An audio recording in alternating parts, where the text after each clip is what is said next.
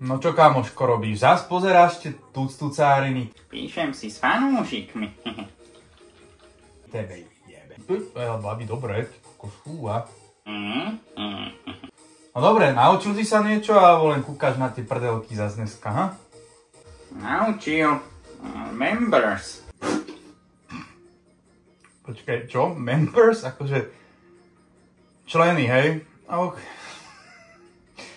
Kamoško, tebe z toho fóra fakt normálne zajebe raz. Ty tam už nebuď každý deň, ale dobre, okej. Articles. No a aj niečo konkrétne, či?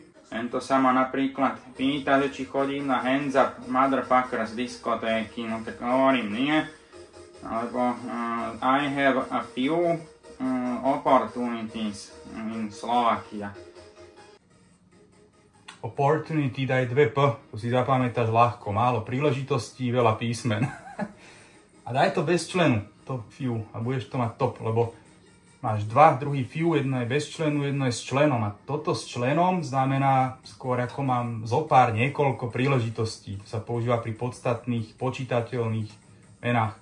A keď chceš vyjadriť ten negatívny zmysel slova, že máš málo príležitostí, ale chcel by si viac, tak to musí byť bez členu, že I have few opportunities. No. Tento píše, že it is a hell of a track. Tento píše, že this song rocks. Ide mi odpísať, že to není žiadna pekelná pesnička. Je dobrá pesnička. Idem tomu napíšem, že to není rock, ale to je Hands Up. Tak si nemyslia, že sa sem budú rockery tlačiť. Ježiši Kriste, hneď to zmaš.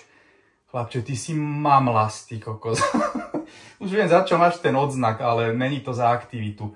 Ale preto ti pomáha, lebo je s tebou sranda. Vieš, čo znamená, keď niečo rocks, keď niečo je hell of a? To nemá absolútne s rockom nič spoločné. Prosím, tá rocker ani nevie, že existuje nejaký debilný hands up. Keď niečo rocks, tak je to, ak my hovoríme, pecka, bomba, šupa, proste paráda, topka a tak ďalej, masaker, hej. A keď je niečo hell of a, tak je to podobné, ale je to trošku také, že môže to mať aj nejaký negatívny náboj, že proste that was a hell of a work, proste to bola riadna práca, akože ťažká, ale môže to byť proste niečo podobné, ako to rocks, proste hell of a joke, hell of a day, proste riadny vtip, riadny deň, proste poriadny peckový.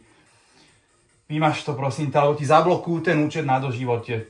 Pekelný mamlas. Jaj. A čo máš ešte nové? Čo ja viem, odznak som získal nový. Ako najaktívnejší člen na hudobnom fóre. To sa ako nepodarí každému v živote, nie? A proste, aby aj v robote všetci vedeli, že som ako bol povýšený, tak namiesto pracovnej príľby som si zobral Hands Up, šiltovku, hej, aby všetci videli, že mám nejakú hodnosť a sa mi všetci smiali a majster ešte debil mi aj strhol z výplaty prémie za porušenie nejakých pracovných predpisov. Tak som hneď dal výpoveď. Medzi takými somármi ja nebudem robiť. Dobre si spravil, tam by si prišiel ešte aj o ten zvyšok rozumčeku, čo ti ostal. Poď ideme cvičiť, suchý si, jak raťa fakt plachta. Je mi zle z teba. Dávaj.